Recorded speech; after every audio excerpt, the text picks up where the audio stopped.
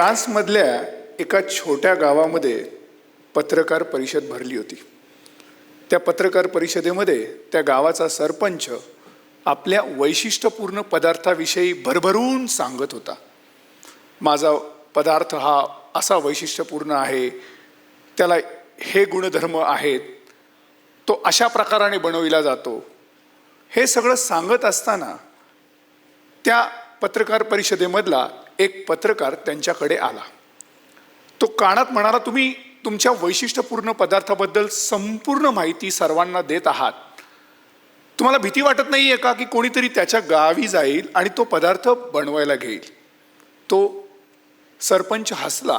तो म्हटला, तो त्याच्या गावी जाऊन प्रक्रिया करण्याची प्रयत्न करेल, परंतु त्याला एक गोष्ट तिथे मिळणार नाही, ती माझ्याचकडे असेल. आणि ज्या गोष्टीच्या जोरावर तो माझा पदार्थ वैशिष्ट्यपूर्ण बनला आहे ती म्हणजे माझी माती. या मातीत असलेल्या गुणधर्माच्या जोरावर तो पदार्थ बनला जातो आणि तो पदार्थ होता शॅम्पेन. शॅम्पेन नावाच्या गावातनं आलेलं हे शॅम्पेन पेय जगभरात प्रसिद्धीस पावलं, कारण का त्या दिवशी त्यांना GI मिळाला होता. GI म्हणजे जॉग्राफिकल इंडिकेशन, भौगोलिक उपदर्शन.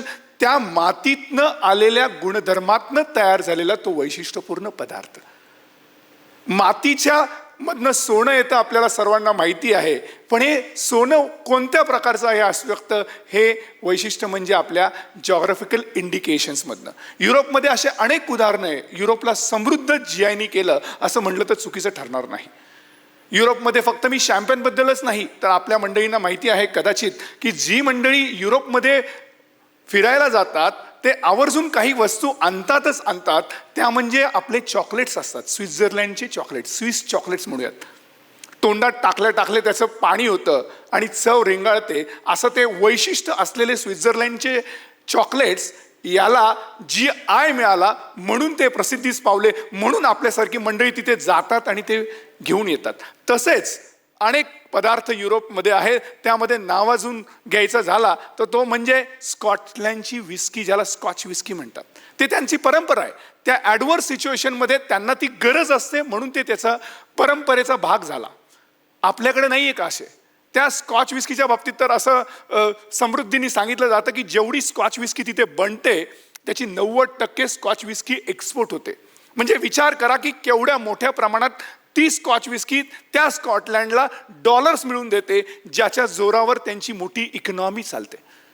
केवळ स्कॉच विस्कीच नाही तर तिथे अनेक असे पदार्थ तुम्हाला सापडतील की ज्याला वैशिष्ट्य मिळाले म्हणजे काय, ते GI मिळालं. ते त्यांच्या परंपरेला त्यांनी वैशिष्ट्य एक प्रकारे मिळवली. ते त्यांचं पेय हे परंपरा होती. आपल्या देशात नाही आहे का असं? आपल्या देशात सुद्धा मोठ्या प्रमाणात असे वैशिष्ट्यपूर्ण पदार्थ आहेत, पण दुर्दैवाने कदाचित आपल्यापर्यंत ते पोचलेच नाही. मी अनेकांना अनेक प्रश्न विचारले की अहो, जेव्हा तुम्ही हिमालयात जाता, हिमालयातल्या वरती ज्या उत्तराखंडच्या एका टोकावर राहणाऱ्या लोकांविषयी तुम्हाला माहिती आहे का? हो, थोड्या बहुत प्रमाणात माहिती आहे, परंतु त्यांच्या वैशिष्ट्यपूर्ण पदार्थांबद्दल तुम्हाला माहिती आहे का? नाही. मी विचारतो, सूर कधी नाव ऐकलं का? हो, नाही. सूर हे आपल्या देशामध्ये जॉन्सरी नावाची एक हिमालयामध्ये कम्युनिटी राहते. 26 प्रकारच्या हर्ब्स मधनं एकत्र करून औषधी गुणधर्म बनवते. तेही ॲडवर्स सिच्युएशनमध्ये राहतात. म्हणजे जी थंडी युरोपमध्ये असते तीच थंडी आपल्या इथल्या हिमालयामध्ये पण आहे. मग तिथे राहणारा वर्ग कसा जगतोय तर तो स्कॉच विस्की किंवा शॅम्पेन घेऊन, ते त्यांची परंपरा. परंतु आपल्याकडे तर असे पारंपरिक पदार्थ आहेत की जे औषधी गुणधर्म देणारे आहेत, पण दुर्दैवाने ते आपल्यापर्यंत पोहोचले नाही. अशा अनेक वैशिष्ट्यपूर्ण वस्तूंवर अभ्यास करायचा योग आला. मग त्यामध्ये अनेक वैशिष्ट्यपूर्ण पदार्थ सापडत गेले. मग लडाखचा छंग सापडलं आणि आपल्या सर्वांना कदाचित नावाने ऐकण्यात आलेली वस्तू म्हणजे आपल्या महाराष्ट्रातली महुआ, ती सुद्धा आम्हाला सापडली. ते सुद्धा वैशिष्ट्यपूर्ण पदार्थ होते. आपण आता नुकताच काही कालावधीत पॅन्डेमिक सिच्युएशनमध्ये सॅनिटायझरचा वापर केला.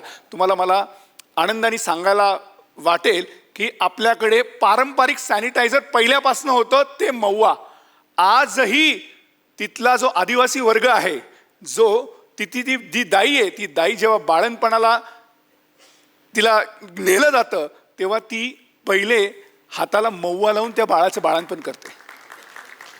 एवढी वैशिष्ट्यपूर्ण पदार्थ आपल्या देशात होते. नव्हे तर मी म्हणेल युरोपपेक्षा जास्त बुद्धिवान आपल्या देशामध्ये होते. त्यांनी आपल्या वैशिष्ट्यपूर्ण पदार्थांना सुद्धा वैशिष्ट्यपूर्ण नावं दिली होती. आंबे मोहर, ब्लॉसम ऑफ मँगो असं इंग्रजांच्या रेफरन्समध्ये आला. तो जो सुवास त्या तांदळाचा येतो तो आंब्याच्या मोहरासारखा येत असतो. तसाच आपल्याकडे वाडा कोलम किंवा मी म्हणेल मंगळवेढ्याची ज्वार, आपल्याला माहिती आहे का, तिला मालदांडी म्हणतात. ती ज्वारीवरती येते आणि खालची दांडी असते. ती जर जनावरांनी खाल्ली तर जास्त चांगलं दूध देते. असे रेफरन्सेस आम्हाला काम करताना मिळाले. सो हे सगळे वैशिष्ट्यपूर्ण पदार्थ आपल्या देशामध्ये पहिल्यापासून होते. एक नव्हे अनेक होते, परंतु त्याला नोंदीच नव्हत्या. त्याला वैशिष्ट्यपूर्ण पदार्थ म्हणून मान्यताच नव्हती किंवा आपल्याला तो कायदा GIचा असतो, त्यातनं क्वालिटी टॅग डिक्लेअर होतो आणि तो क्वालिटी टॅग जगभरात घेऊन जाता येतो, हेच आपल्याला माहीत नव्हतं. अशा प्रकाराने जेव्हा मी थोडा याचा विचार करत होतो, अभ्यास करत होतो, योगदान करायचं निश्चित करत होतो, तेव्हा हे विषय मला हातात मिळाले, GI. आणि इंग्लंडमध्ये असताना हे जवळनं पाहायला मिळाले की ते कसे समृद्ध झाले. मग मला माझ्या देशाला कसं समृद्ध करता येईल, मला असा कोणता विषय घेऊन आपल्या देशाकडे जाता येईल. आणि त्याच वेळेला WTO समोर आला. WTOचे वेगळे करार आले, त्यातनं मला 3 आर्टिकल असलेला हा GI मिळाला. आणि तो GI घेऊन मी भारतात आलो की मला या मातीचं ऋण फेडायचं आहे. मग मी या मातीच्या ऋणासाठी पहिले मातीतले वैशिष्ट्यपूर्ण घटक आणेल आणि मला त्यातनं सैनिक म्हणून कसं काम करता येईल. मग 1, 2, 3 अशा विद्यार्थी वर्गांची आम्ही एक मांदियाळी सुरुवात केली. आणि मग एक एक टप्पा क्रॉस करत 2002ला भारतात आलो. 2007ला पहिला GI आम्ही नोंद केला. 2008ला आम्हाला सर्टिफिकेट आलं, ते म्हणजे पुणेरी पगडी. ज्या पुणेरी पगडीला, जी पुण्यातनं आलेली ती पुणेरी पगडी, ज्या पगडीमध्ये तुम्ही लोकमान्य टिळकजी असो किंवा आगरकरांना एकाही फोटोमध्ये पाहणार नाही की विदाऊट पुणेरी पगडी. ते शिरस्त्राण. आणि त्या दिशेने पावलं उचलत गेलो. आणि सर्वात महत्त्वाचं म्हणजे ॲग्रिकल्चर GI, जे आपल्या मातीतनं येणारं सोनं त्याच्यावर जास्त फोकस केला. आणि त्यात एक अभ्यासातनं अनेक वैशिष्ट्यपूर्ण पदार्थ समोर आले. महाबळेश्वरची स्ट्रॉबेरी, कदाचित आपल्याला माहिती नाहीये की याचं वैशिष्ट्य काय आहे. ते वैशिष्ट्य कळलं म्हणजे GI कळेल. GI कळलं म्हणजे तुम्ही प्रीमियम प्राईस देताल. त्या महाबळेश्वर स्ट्रॉबेरीचं वैशिष्ट्य म्हणजे त्याच्या बाहेर येणारे 200 बिया. इतर स्ट्रॉबेरीला 160च बिया असतील, पण महाबळेश्वरला तुम्हाला 200. हे अभ्यासातनं कळलं. म्हणजेच काय, तर 20% न्यूट्रिशनल व्हॅल्यू त्याला एक्स्ट्रा मिळते. आणि हे का, तर तिथलं माती, तिथले पाणी, तिथली लाल माती, त्यातनं मिळणारं आयर्नचं कंटेंट, हेवी रेनफॉल, म्हणजे निसर्ग तुम्हाला भरभरून देतो. आणि त्यातनं आपल्या पूर्वजांनी योग्य पदार्थ निर्माण केलाय, परंतु आपल्याला ते वैशिष्ट्यपूर्ण पदार्थ माहितीच नव्हते. मग मालदंडी म्हणा किंवा आंबेमोहर तांदूळ म्हणा किंवा आजऱ्याचा घनसाळ, म्हणजे त्याला नावं सुद्धा आपल्या पूर्वजांनी वैशिष्ट्यपूर्ण दिले होते, कारण का त्यांना त्याचे वैशिष्ट्य माहिती होते. पण आपल्याकडे ते वैशिष्ट्य आले नाही, त्या नोंदी झाल्या नाही. आणि त्यामुळे दुर्दैवाची स्थिती आपल्या देशात वैशिष्ट्यपूर्ण पदार्थ असताना देखील निर्माण झाली की 74% शेतकरी शेती करारासा व्हायला लागला. अशी दुर्दैवी परिस्थिती, तो नको म्हणायला लागला. मग त्याला जीवन कसं मिळवायला पाहिजे, तर हा GI मला सुदैवाने हातात मिळाला. मग आम्ही नोंदीला सुरुवात केली. महाबळेश्वर स्ट्रॉबेरी, आजराचा घनसाळ म्हणजे घनसाळ, सुवास देणारा तांदूळ, असे उल्लेख, रेफरन्सेस आपल्या पूर्वजांनी ठेवले होते. तर घनसाळ झाला, आंबेमोहर तांदूळ झाला, मालदांडी झाली, असं एक करत टप्पे आम्ही सुरू केले. आणि सुदैवाने आज महाराष्ट्रामध्ये 49 GIवर काम करायची संधी मिळाली. 29 GI नोंद झाल्या. नुसत्या नोंद झाल्या नाही, त्याला दिशा मिळाली. घोलवडचा चिक्कू नोंद झाला तेव्हा अनेक गोष्टी समोर आल्या. त्यामध्ये सर्वात जास्त कॅल्शियमचं प्रमाण याच्यात आहे. आणि त्याचबरोबर माहिती कळली की त्या चिक्कूमध्ये असलेल्या कॅल्शियमची गरज युरोपला आहे. चिकूच्या पावडरमधनं आपण युरोपचं बेबी फूड सर्वाईव्ह करू शकू. आणि अशा बाय प्रॉडक्टमधनं आपण मोठ्या प्रमाणात देशाला फॉरेन एक्सचेंज मिळवून देऊ शकू. त्याचबरोबर डायरेक्ट फ्रेश फ्रूटमधनं पण आपण देशाला मोठ्या प्रमाणात गंगाजळ निर्माण करू शकतो. या विचारांनी त्या दिशेने अवेअरनेस सुरुवात केली. 1 ठिकाणी लेक्चर, 2 ठिकाणी, असं करता करता 1100 ठिकाणी जवळपास लेक्चर्स आम्ही कंडक्ट केले. आणि सुदैवाने नोंदी होत गेल्या. जळगावच्या केळीची नोंद झाली आणि ती जळगावची केळी सातासमुद्रापलीकडे हक्काने गेली. तांदूळवाडी नावाच्या एका छोट्या गावामधनं 12 कोटीची केळी जळगावमधनं एक्सपोर्ट झाली GI मुळे. गोलवर डहाणू चिक्कूची नोंद झाली. तिथनं अमेरिका आणि युरोपला तो गोलवट डहाणू चिक्कू हक्कानी पोचला. पुण्याच्या जवळ असलेलं सासवड, पुरंदर आपल्याला माहिती असेल, त्या ठिकाणावरचा अंजीर जो कधीच सातासमुद्रापलीकडे गेला नाही, तो GI नोंद झाल्याने सातासमुद्रापलीकडे आत्ता काही महिन्यापूर्वी गेला. असे 1, 2, 3 ॲग्रिकल्चर GIs मधले प्रवास होत गेले. आणि नुसता एक्सपोर्ट होत नाही तर त्याबरोबर इथल्या लोकल लोकांनाही त्याची वैशिष्ट्य माहीत झाल्याने त्यांनी प्रीमियम प्राईस द्यायला सुरुवात केली. 36 रुपयाचा आजरा घणसाळ 75 रुपयाला सुद्धा मिळायला लागला. 100 शेतकरी तिथे एकत्र आले. एकत्र येऊन त्यांनी प्रमोशन सुरू केलं GIच्या बाबतीतलं. आपल्याकडे असाच वैशिष्ट्यपूर्ण अजून एक पदार्थ होता जो नामशेष व्हायला मार्गाला लागला होता, तो म्हणजे वाघ्या घेवडा. सातारा जिल्ह्यामध्ये कोरेगाव आणि खटाव हे 2 तालुके आहेत. त्या कोरेगावमध्ये येणारा वाघ्या घेवडा म्हणजे निसर्गाची कशी वेगळी देणं आणि वेगळ्या देणीमधनं आपल्याला कसं वेगळा फायदा होतो ह्याचं सर्वात जवळचं उदाहरण बघायचं झालं तर सातारा जिल्ह्यामधलं महाबळेश्वर तालुका आणि कोरेगाव तालुका. महाबळेश्वरला हेवी रेनफॉल आहे, तर त्याच्या पायथ्याला तुम्हाला पर्जन्य छायेचा प्रदेश आहे, तो कोरेगावमध्ये येतो. तिथलं वातावरण हे घेवड्यासाठी सुटेबल आहे, जे पर्जन्य छायेचं आहे आणि हा हेवी रेनफॉलचा आहे. मग ह्या पर्जन्य छायेमध्ये आपल्या पूर्वजांनी घेवडा लावला आणि तो घेवडा इतका सुंदर येत होता, त्याच्या वरच्या त्वचेला वाघ्यासारखे चट्टे होते म्हणून त्याला वाघ्या घेवडा म्हटलं गेलं. आणि त्याचा प्रोटीन कंटेंट एवढा सुंदर होता की तो एकेकाळी म्हणजे इंग्रजांच्या पासूनच ती एक प्रथा झाली होती की सैनिकांना जर घेवडा पाहिजे तर तो महाराष्ट्रातनं साताऱ्यामधनं वाघ्या घेवडा मिळावा. पण त्या वाघ्या घेवड्याला नंतर कळा लागली म्हणूयात आपण, आणि तो एक नामशेष होण्याच्या मार्गाला लागला. एकेकाळी 20,000 मेट्रिक टन मिलिटरीला सप्लाय होणारा वाघ्या घेवडा केवळ 2,000 मेट्रिक टन पर्यंत राहिला. वैशिष्ट्यपूर्ण असताना देखील त्याला योग्य दाम मिळाला असा झाला. मग काय करता येईल? आणि आम्ही जेव्हा GIचा अभ्यास करून त्याच्या नोंदी करायचं ठरवलं तर त्याच्यावर आम्ही वाघ्या घेवड्याला लक्ष केंद्रित केलं. आणि वाघ्या घेवड्याला नोंद झाली किंवा झाली म्हणण्यापेक्षा करताना मला अनेक गोष्टी समोर आल्या की 90% राजमा आपण कॅनडा आणि चीनमधनं इम्पोर्ट करायला लागलो होतो. आणि तो रोखायचा कसा? तर त्याला आपल्या लोकांना क्वालिटी प्रोडक्ट जर आपण सांगितलं तर ते आपल्या क्वालिटी प्रोडक्टला नक्कीच घेतील. तर मग वाघ्या घेवड्याला आम्ही नोंद केली आणि त्या नोंद करताना लक्षात आलं की कॅनडा आणि चीनमधनं येणारा जो लाल कलरचा घेवडा ज्याला राजमा म्हणतो तो आणि वाघ्यासमोर असलेला प्रोटीन कंटेंट, यामध्ये वाघ्याचे प्रोटीन कंटेंट काही प्रमाणात जास्त सापडले. असा हा वाघ्या आम्ही नोंद केल्या अनेक शेतकरी परत एकत्र आले आणि त्यांनी पुन्हा एकदा संरक्षण मंत्रालयांना जाऊन भेट दिली की आम्हाला हा GI मिळालेला आहे आणि तो क्वालिटी आहे, त्याचं प्रोटीनचं प्रमाण इतर जे तुम्ही इम्पोर्ट करता त्याच्यापेक्षा जास्त आहे, हे GI मधनं सिद्ध झालंय.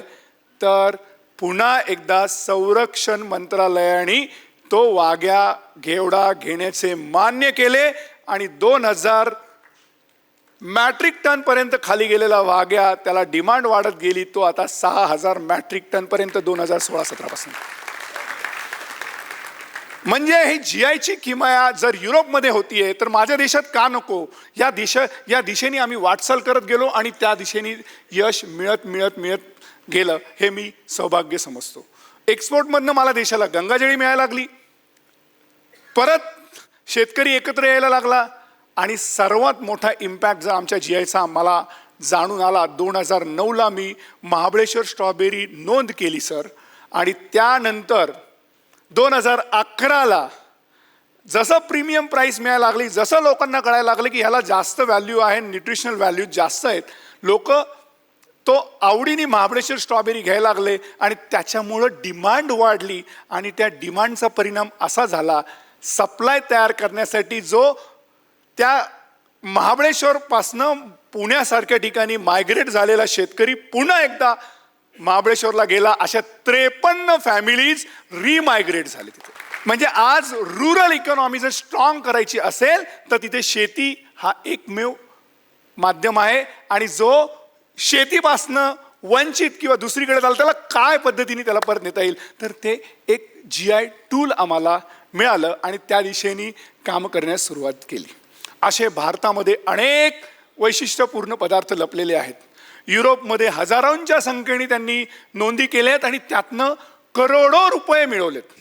2020ला पॅन्डेमिक सगळीकडे सिच्युएशन होती, त्या पॅन्डेमिक सिच्युएशनमध्ये सुद्धा युरोपमधली GIची सेल व्हॅल्यू होती 75 बिलियन युरोज आणि त्यातही 15 बिलियन युरोज त्यांनी एक्सपोर्टमधनं कमवले होते. म्हणजे स्कॉच विस्की तिथं कमवायची आणि पाठवायची, शॅम्पेन प्रोड्यूस करायचं, जगात पाठवायचं, डॉलर घ्यायचा, त्यातनं आपली इकॉनॉमी स्ट्रेंथन करायची.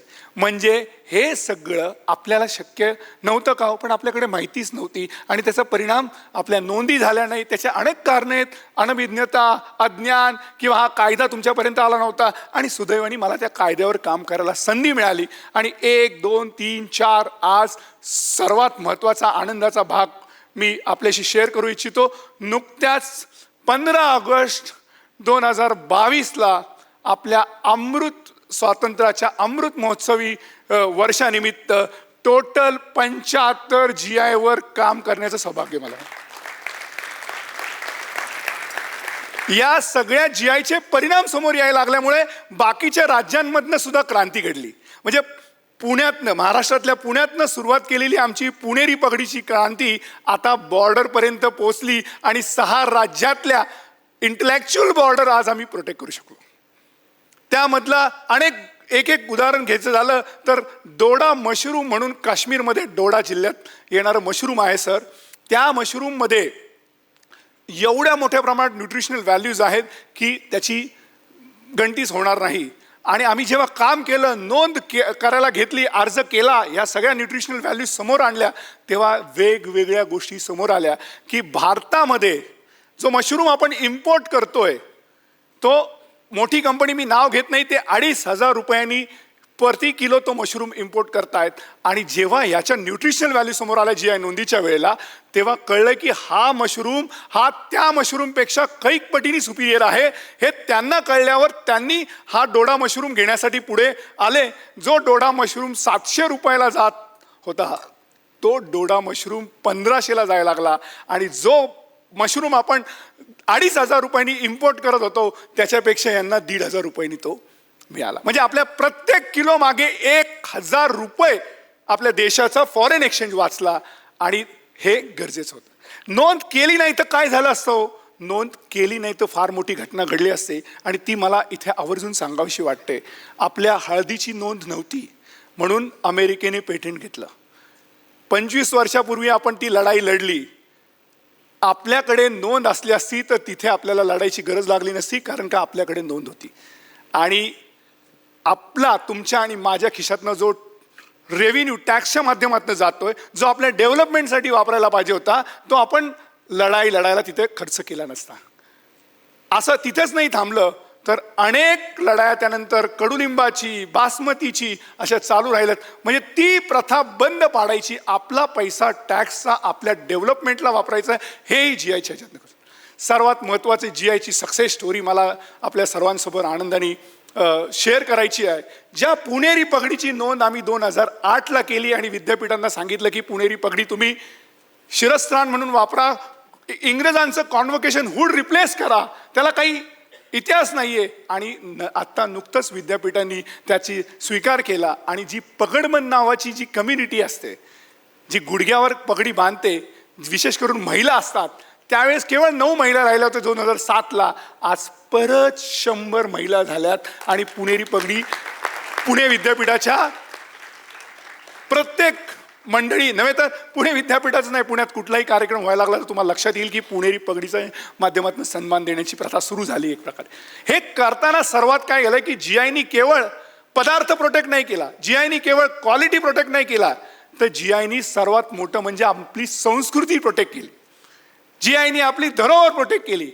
आणि जीआयनी एम्प्लॉयमेंट दिलाय, जीआयनी रेव्हेन्यू दिलाय. आणि हा जीआयच आपल्यासाठी एक टूल असणार आहे जो सोशो इकॉनॉमिक ग्रोथसाठी भारताच्या उपयोगी पडणार आहे. जो युरोपमध्ये घडलं ते माझ्या देशात घडणारच आहे. त्यांनी प्रीमियम प्राईस द्यायला सुरुवात केली आहे, त्यांनी शेतकरी जगवायला सुरुवात केली आणि खऱ्या अर्थाने देशाला स्वावलंबी बनवायला या जीआयनी सुरुवात केलेली आहे. ही सुरुवात आहे, परंतु मला पूर्ण विश्वास आहे की हा जीआय भारतासाठी खऱ्या अर्थाने एक कोहिनूर म्हणून पुढे वापरायला येणार आहे. मी मला सौभाग्यजन्य मानतो की या विषयामध्ये मला देवानी काम करायला संधी दिली आणि आज तुमच्यापर्यंत तो विषय आणला. धन्यवाद.